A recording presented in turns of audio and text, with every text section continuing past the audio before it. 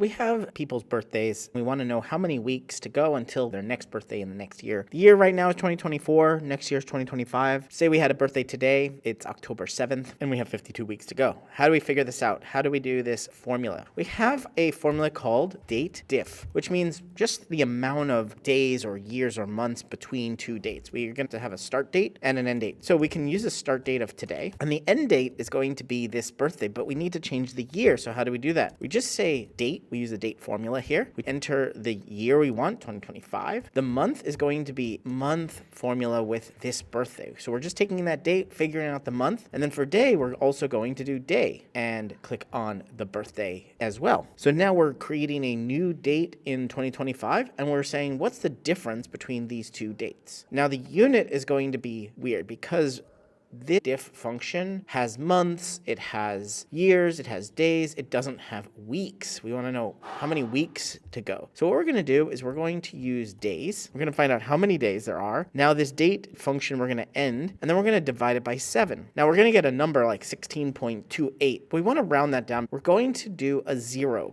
0. We're going to round to 0 places. What that means is that anything under 1 week is going to be 0 weeks to go. But now we have this formula that'll tell us how many weeks to go to a certain event in 2025.